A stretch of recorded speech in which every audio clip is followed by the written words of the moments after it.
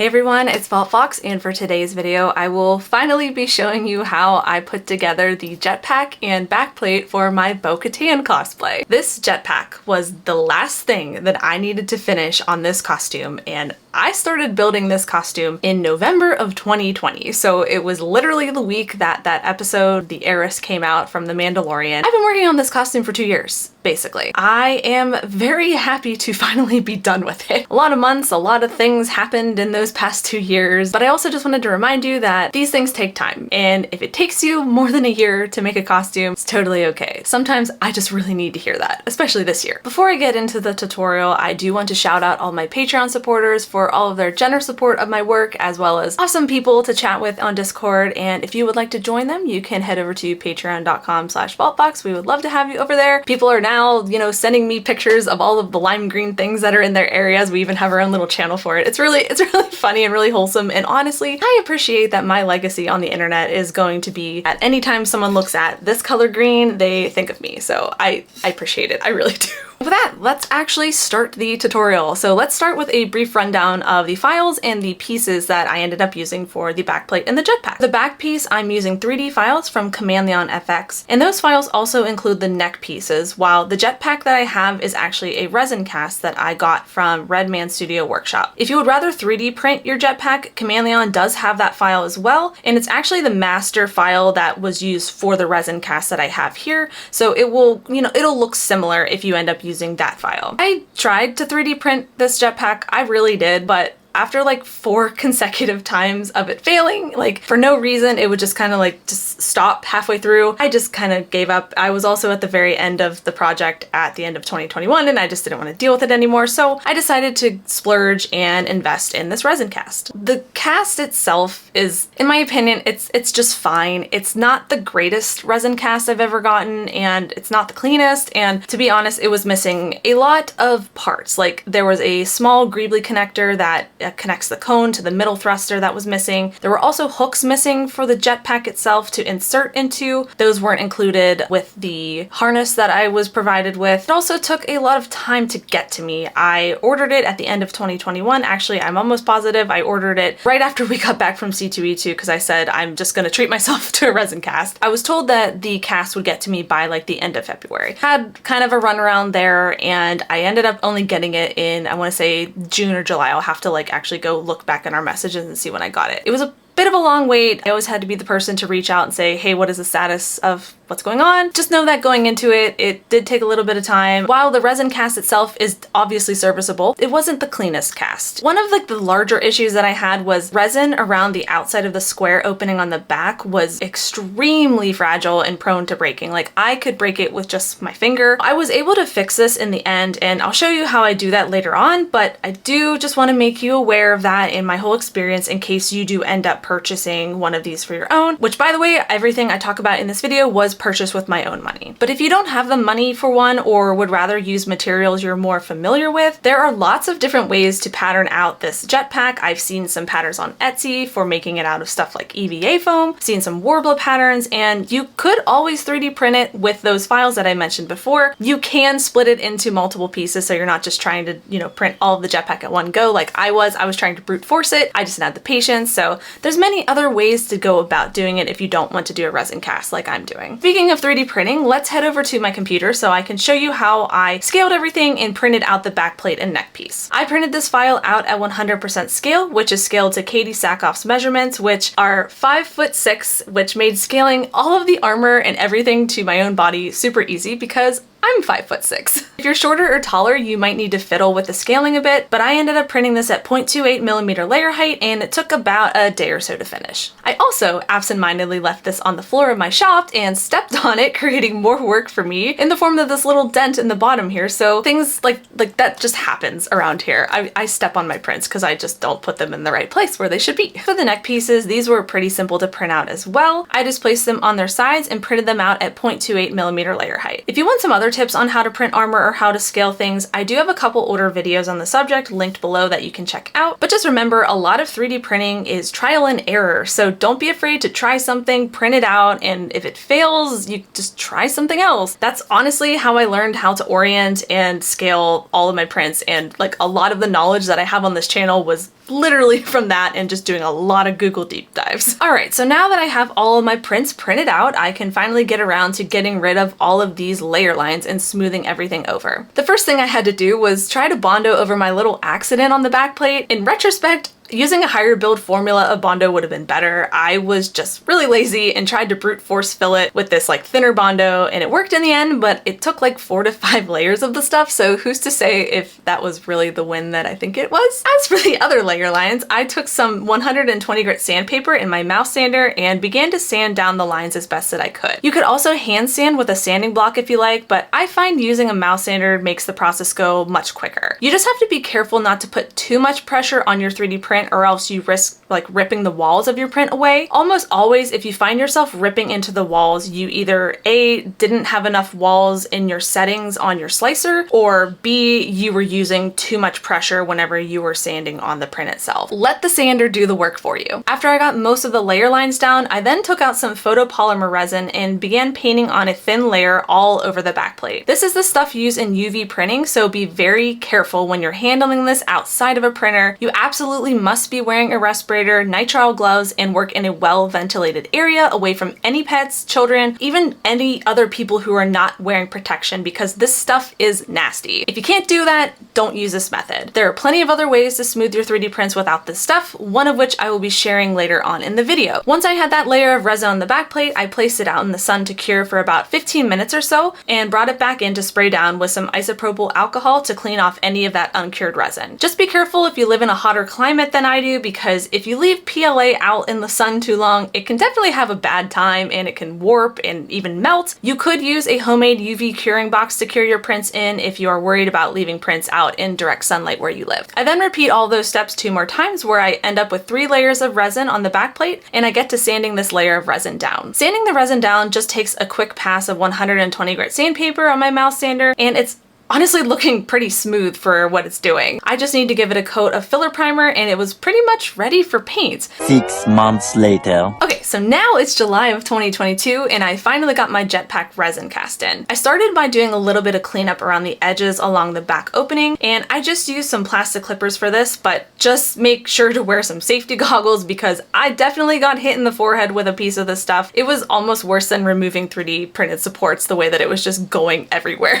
I then went ahead and applied a thin layer of this 3M spot putty to all the pinholes along the side of the Jetpack. I let that putty dry for about an hour and wet sanded all of the areas down with 220 grit and then moved up to 500 from there. The beauty of having a resin kit is that was all of the sanding that I had to do, so it was on to filler primer. Now, I've been using this red oxide duplicolor primer recently, and it has literally changed my life in terms of 3D printing post-processing. And once again, Off Earth suggested this stuff to me, and I've never been steered wrong by this guy, so I gave it a go. The best way I can describe this stuff is that 1 coat of it does the job of about 4 to 5 coats of Rust-Oleum 2-in-1 primer, the stuff that I used to use. This stuff really shines when it comes to sanding and filling FDM prints. So here's a little bit of my tech helmet build that I'm working on, and I cannot promise you when it will be done, but I sanded those raw ear caps down first with 80 grit and finished with 120 grit sandpaper and applied a thick layer of that duplicolor to finish them. Once that filler primer layer was cured, I wet sanded the pieces with 220 and 320 grit, and just like, look at how smooth these things are after just that minimal effort. Like, I was not trying. I was really not trying when I was doing this. I don't think that I'm going to be able to go back to using Rust-Oleum now. I found my cans at O'Reilly Auto Parts, but there are some websites that sell it online around the like manufacturer retail price of about like $11 to $12 a can. If you don't want to use that UV resin method I mentioned earlier, this is the basic gist of what I'm doing now with all of my 3D prints. I can make a standalone video on it later on, but we need to get back to work on this Jetpack because I've already rambled on enough. With the Jetpack and backplate primed and ready for paint, I got out my trusty Montana Gold spray cans and applied some silver chrome to both of the pieces. The reason I love Montana Gold so much is because, at least for me and in my climate, it cures pretty quick in comparison to other spray paints out there. So after an hour or so, I'm usually able to take both pieces inside and begin masking off areas of the Jetpack and backplate with some weathering. I'm applying latex anywhere I want this silver color to come through in the final paint job, and yes, my weathering job is a bit heavier than what's done on the show, but I find that it shows up better in photography and I get to be creative here, so I'm gonna gonna do what I wanna do. If you're unable to use latex for whatever reason for this type of masking, I have heard of people using things like Vaseline and also mustard, surprisingly. I haven't tested those out myself, but I have heard from friends that they work pretty much just as well as latex does. I let that latex cure for about 10 minutes, and then I take some painter's tape and begin to tape off all of the areas on the Jetpack that I want to remain silver in preparation to apply our blue color. This is where I tell you to maybe not apply your latex to all of the areas you're going to be taping, because when you remove that tape later on, it's just going to take that latex with it, so you're better off applying that after you sprayed on your blue in this next step. The blue color I'm using is Montana Gold Sky Blue, and I just quickly spray that onto the exposed bits of the Jetpack and carefully peel off that painter's tape as soon as I'm finished. I let this layer cure for about an hour and come back out to touch up some of the areas by spraying the sky blue color into a cup and brushing it on. I like to use crappy paintbrushes or ones that are really on their last legs for this type of work, because to clean out your brush, you're going to want to swish it around in some 91% isopropyl alcohol, which can end up drying out the bristles. Now that all of the colors are in the places that we want them, and yes, I am purposefully not adding those yellow triangles to my Jetpack. I personally like the look without them, and at this point, I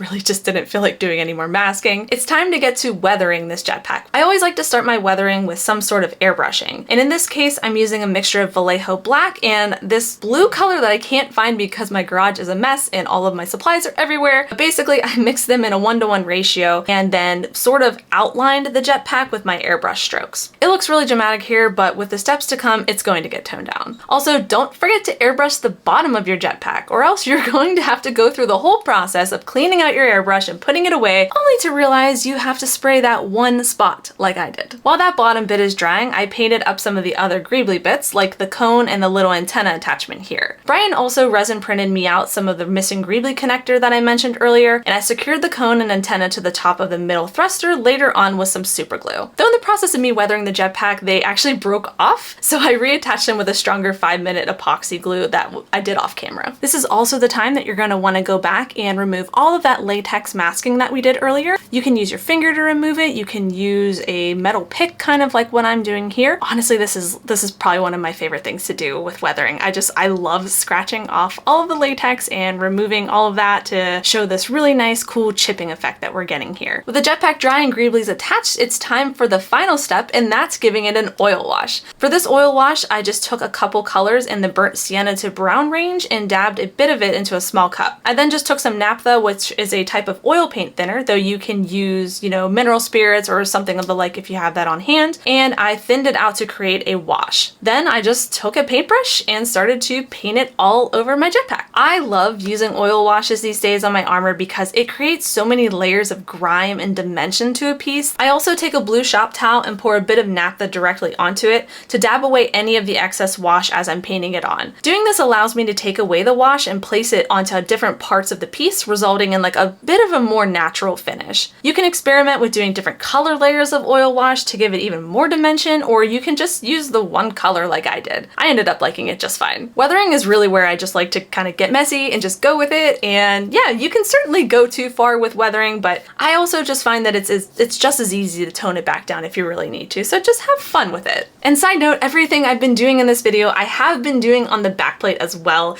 It's just a bit more boring to show that, so don't worry, it's getting worked on, I promise. And the same thing goes for the neck pieces. I didn't film a lot of that because, calling myself out here, I forgot to film that, but the painting went the same as with the other blue pieces of Bo-Katan's armor, which I used a base coat of the Montana Gold Silver Chrome, latex maxed all of the areas I wanted to remain silver, and then sprayed on a layer of that Montana Gold Sky Blue. And then I just went ahead and scratched off that latex and did a light airbrush coat of black blue mix, and then did an oil wash to finish it off. Once I was happy with how everything was looking, I let everything sit out to cure for about 24 to 48 hours to dry. And then once everything was dry, I gave everything a coat of Krylon matte clear coat, which, if you can believe it, I hadn't clear coated this costume at all up until this point. I just kind of forgot to do it with this. And with weathered costumes, I kind of weirdly enjoy watching them weather naturally over time anyways. So if you can't clear coat your armor before a convention or something like that, it's okay. Just know that you might have some color transfer like I did here on the chest plate, especially if you use those Montana Gold paints like I do. But if you can believe it, this isn't noticeable from afar, and it doesn't bother me. The 5-foot rule in cosplay is just one of those rules I am always going to follow. Okay, so now that we've got the Jetpack and backplate all painted, we have to actually get these things ready to wear. So how are we going to do that? To attach this jetpack to my back, I'm going to use a simple harness that was provided with the cast that I got from Redmanstudioworkshop. To make one yourself, you would just need like a piece of cincher board and cut out this rough shape that I'm showing here, while also cutting in slots to thread elastic through. The harness is worn like this and clips into place with a parachute buckle in the front. This is where the bulk of the jetpack's weight will be carried, so your shoulders might get a little sore after a long convention day, but at least your jetpack is not going to be shattered into a million pieces on the floor. That's the important thing. You could also use the 3D file from Command-Leon FX like I mentioned earlier and print out that harness file, though I don't have experience rigging that one up, so you might have to do some of your own trial and error with it. These hooks are going to slot into two little spots on the back of our jetpack, and they're going to be brunting the bulk of the pack's weight, so we really want to make sure that these hooks are installed securely. First with some 5-minute epoxy, and then later on I screwed in some hex nuts for even more durability. Now that the hooks are installed, you're probably wondering, how the heck are we going to hide this under the flight suit? And that's because I was also incredibly confused on how I was going to do that until I finally reached out to my friend Emily Ann17 on Instagram. She's a fellow Bo-Katan cosplayer, and basically asked to pick her brain on how she did it. So the rest of this tutorial is all thanks to her, so go check her out and send her thanks. The harness hides underneath the flak vest portion of the flight suit, but in order to do that, I need to do some surgery to my vest and cut some holes out for the hooks to slot through. With my husband's help, he zipped up the vest over top the harness and then drew boxes on the vest where the hooks sat, so that whenever I took it off, I knew where to cut later and cut those boxes out. I then cut out the holes, folded the fabric back, and top stitched those into place, and I know it's really not the best sewing job, I'm aware. No one's gonna see it aside from everyone on YouTube, and that is fine. You can see my crap, I don't care. If it makes you feel better about yourself that my sewing looks like this. Now whenever I put the vest on, the hooks will slot right through those two holes, completely hiding that harness underneath. Also, on the back of the vest, you can see that I sewed on a strip of Velcro, and this is actually how the entire backplate attaches to the vest, and it's just with one strip of Velcro. As for those blue neck pieces, they slot pretty nicely into the backplate as is, and there's Velcro on the insert of the backplate slots. Once they were slotted in, they're not going anywhere. So there's a long strip of Velcro on the underside of both neck pieces, which will come into play later to help us further secure our jetpack. I also sewed a little bit of Velcro onto the front of the vest to tack down the neck bits so that they don't jostle around and try to choke me all day. So now that we have the majority of our attachments finished on the vest, let's move back to the jetpack where we've got a bit to do to get this ready for wear. Like I mentioned in the beginning, the resin on the backside of this cast was very fragile, so I needed to figure out a way to reinforce it. I settled on using this can of expanding foam to do that and sprayed it into all the nooks and crannies inside of my cast. As the name suggests, it will expand, so you don't need to fill it quite to the brim like I did, but sometimes I just can't help myself. In the end, I did grab some scrap paper to put around the outside of the opening so that the foam that would come outside would not stick to the backside of the jetpack. Once the foam was cured, I want to say for about an hour, I took a box cutter and carefully cut the foam back so that it was flush with the rest of the backside of the jetpack. Having this foam here was important for reinforcing as well as allowing for more surface area for me to glue on into the next step. Because I really didn't like the idea of this foam being exposed while wearing the jetpack, I took a piece of thin cincher board and used some 5-minute epoxy to secure it into place on top of that foam. That step sounds easy in theory, but figuring out how to clamp it down with my minimal amount of clamps, I have literally one clamp, was a bit of a challenge, so it ended up looking like this hodgepodge of stuff I had in the basement to hold the board in contact with the glue. So this is true life. I'm a cosplayer and I don't know what I'm doing. If you turn the jetpack around, you'll see these two boxes that sit kind of underneath where that little opening was, and these are where the two hooks are going to slot into. Now normally you could just have those two hooks slot into those boxes right there as they are with the backing, and they will sit perfectly secure. However, with my casting, the left side was it was messed up. It wasn't perfectly symmetrical and it didn't go deep enough for me to feel comfortable that my hook was not going to fall out. So what I ended up doing was I just took a screwdriver to break the one side and just cut the opening open so that it could be pushed directly into the inside of the jetpack. And then the other side I had to use a power drill because it was a little bit thicker of resin over there. Now you're probably thinking that that's all that we need to mount this jetpack up, and you're technically correct. But as you can see here, I've got the jetpack secured on my mannequin with just the two hooks holding it up. It's secure and it's not going to budge, but it's leaning away from the body and looks a bit off. So to fix this, I grabbed 2 pieces of elastic and sewed Velcro onto the end of each piece. I then used 5-minute epoxy glue to glue the elastic onto the underside of the cincher board on the back of the Jetpack. That is a very long run-on sentence. And I let that set for a few hours. Those 2 pieces of elastic then just need fed underneath the backplate and secure in place to the Velcro under the neck pieces. Doing this pulls the Jetpack in closer to the backplate and gives it a much more natural look. It also just gives you an extra level of security whenever you're wearing your Jetpack as well. And to wear the entire thing, this is how I suit up. First, I put on the long sleeve top to my flight suit, get that zipped up and place the harness over top and straighten it out with the help of my husband. Over that goes the vest, and Brian makes sure that those hooks are slotted right through those 2 holes cut into the vest. Next up is the backplate, which again secures in place with that 1 piece of Velcro on the back of the vest, and then those 2 pieces of Velcro for the neck bits on the front. The fun part of this is getting the hooks slotted into the Jetpack, which can be a little bit tricky, especially with my harness, because my harness is flat and the backside of my Jetpack is slightly curved. Once the hooks are secured inside of the Jetpack, I then pull the 2 pieces of elastic out and feed them underneath the top of the backplate, and then underneath the neck bits to secure to the Velcro underneath those neck pieces, and we've got ourselves a secure Jetpack that is not going anywhere. And seriously, I wore this thing for 2 days straight at C2E2 and it didn't budge once. Like, I would honestly just keep the Jetpack on during our breaks that we would take in the hotel, and it really wasn't a problem. It didn't move no matter how much I was jostling around. I was kind of like leaning back in a chair and all this stuff. So that's how I did it. Thank you, Emily, for, enlightening me about the harness stuff, because sometimes I just can't wrap things around in my head sometimes, and that was one of them. But as always, if you guys have any questions regarding this build, feel free to leave them down in the comments below. And thank you so much for watching, and I will catch you guys next time. Bye!